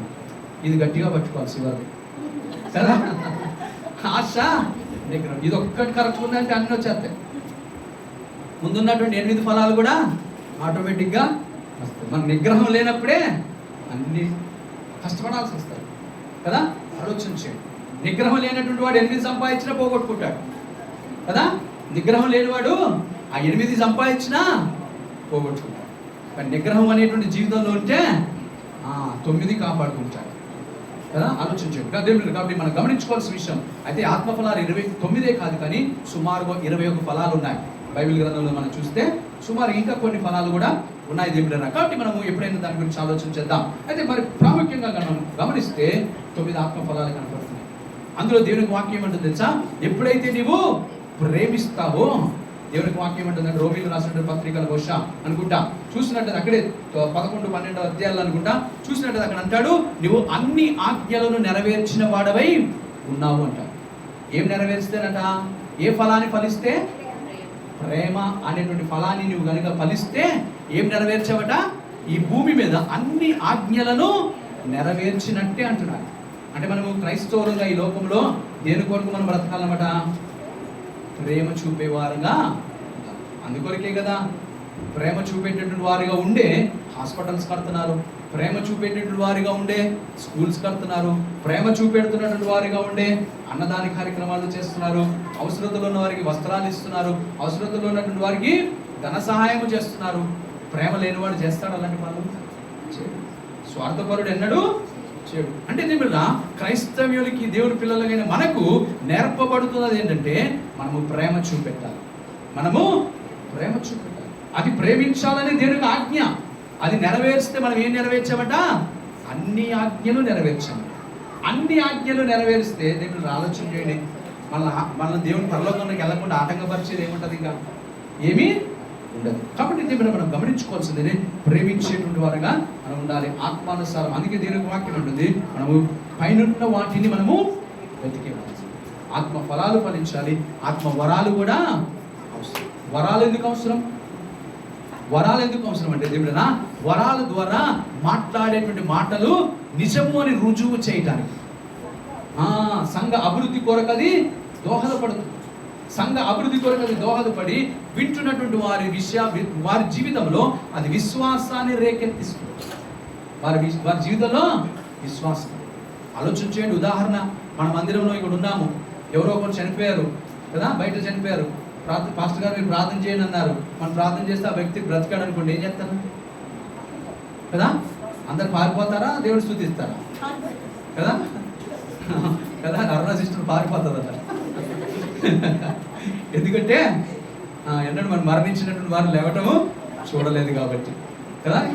ఆలోచించే అంటే దేవుడు మనకి అది విశ్వాసాన్ని పెంపొందింపజేస్తారు. అది ఏం చేస్తుంది?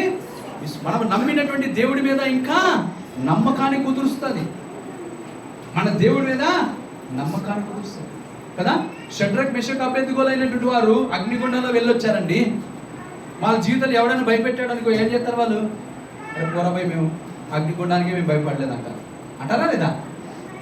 మేము అగ్నిగుండానికే భయపడలేదు. నువ్వు ఏందన్నా మమ్మల్ని బెదిరిస్తున్నావు. నిన్న దినాన్ని నేను వాక్యం వింటుంటే ఒక దైవసేవకుడు మంచి మాట చెప్పాడు కదా, ఒక మంచి మాట చెప్పాడు. దానియేలుని ఎక్కడ వేశారట? సింహపు బోన్లో వేశారట. అక్కడ చెప్పబడుతున్న మాట అంటే సుమారుగా 6 సింహాలు వేశారట. ఆకలిగా ఉన్నటువంటి సింహాలు ఎన్ని వేశారట? 6 సింహాలు వేశారట. అయితే దానియేలు వేసిన తర్వాత 7 అయినాయంట. దానియేలు వేసిన తర్వాత ఎన్ని అయినాయంట? సింహాలు 7 అయినాయంట. ఎందుకో? దేవుడు ఆయనే సింహంగా చేశాడు కాబట్టి. అర్థమైందా? ఆయనే సింహంగా ఉన్నాడట. ఆ సింహాలకి ఆయన లీడర్ అట. ఆ లీడర్ అయినప్పుడు ఆయన గర్జించినప్పుడు ఏమయ్యాట? 6 కూడా నువ్వు ఎప్పుడు పెడితే అప్పుడే తింటామని ఆగేయట. అవి ఏం చేసాయట? నువ్వు ఎప్పుడు పెడితే అప్పుడే తింటామని ఆగేయట. ఆలోచన చేయి. దేవుడు గమనించుకోవాల్సిన విషయం కదా, ఆలోచించాల్సిన విషయం. అంటే దేవుడు అటువంటి వాడు. దేవుడురా ఎవడైనా భయపడితే భయపడతాడు. ఇంకా ఎవరైనా భయపడితే భయపడతాడా? అరే సింహాల దగ్గరికి వెళ్ళి వచ్చినవాడిని, సింహాలని కంట్రోల్ చేసి వచ్చినవాడిని, నన్నేంద్ర నువ్వు భయపెట్టేదంట కదా. ఆలోచించండి. కాబట్టి ఇప్పుడు మనం అట్టి స్థితికి మనం ఎదగాలి. అట్టి స్థితికి మనం ఎదగాలంటే ఆత్మీయంగా మనము ఎదగాలి. కాబట్టి కొన్ని విషయాలు మనం ఆలోచన చేసాం. దేవుడు కాబట్టి శరీరానుసారంగా మనం బ్రతకకూడదని మనకు అర్థము అవుతుంది. ఆత్మానుసారంగా మనము బ్రతకాలి. ఆత్మానుసారంగా బ్రతికినప్పుడు దేవుని వాక్యం ఏమంటుంది? మనకి దేవుడు జీవాన్ని ఇస్తాడట. రెండోదిగా దేవుడు మనకి నెమ్మదిని ఇస్తాడట. ఆత్మానుసారంగా బ్రతికితే మూడోదిగా దేవుడి యొక్క స్నేహితులముగా చేయబడతామట. నాలుగోదిగా చూస్తే ఆత్మానుసారంగా మనం ఉంటే క్రీస్తు యేసుకి ప్రభువారు కలిగిన మనసును కలిగిన వారమై ఉంటామంట. ఐదవదిగా దేవుడిన ఆత్మానుసారంగా మనకు జీవిస్తే మనం జీవించిన వారమై ఉంటామట. ఆరోదిగా దేవుడిన ఆత్మానుసారంగా జీవిస్తే మనం దేవుని యొక్క కుమారులముగా పిలువబడతామట. ఏడవదిగా కనుక మనం ఆలోచన చేస్తుంటే ఆత్మానుసారంగా జీవించేటువంటి వారుగా ఉంటే మన ఆలోచనలు ఎప్పుడు కూడా ఉన్నతమైనటువంటి వాటి మీదే ఉంటాయట. శరీరానుసారంగా కనుక మనం జీవిస్తే దేవునికి వాక్యం ఉంటుంది, శరీరానుసారమైన జీవితము మరణమే, దేవుడితో అది శత్రుత్వమే. దేవుడి మనస్సును ఎరగనటువంటి వారిగా ఉంటారు. నాలుగోది ఎప్పుడు కూడా వారు అచ్చు ఇచ్చేటువంటి వారుగా ఉంటారు. దే ఆర్ ద డెప్టర్స్ అనే మాట అంటే అప్పు పొందుకున్న వారై ఉంటారు. ఎప్పుడు కూడా వారు అప్పు తీర్చబడదు. వారు అప్పుడు ఎన్నడూ తీర్చబడదనే విషయం తెలుస్తున్నారు. దే ఆర్ ఇన్ బాండేజ్ అని కూడా మాట్లాడుతున్నారు. అంటే వారు బంధకములలో ఉన్నవారై ఉంటారు. వారు బంధకములలో ఉన్నటువంటి వారై ఉంటారు అనేటువంటి విషయం మనం తెలుసుకుంటాం. వారి ఆలోచనలు ఎప్పుడు కూడా భూ సంబంధమైన ఆలోచనలే వారు కలిగి ఉంచాలి.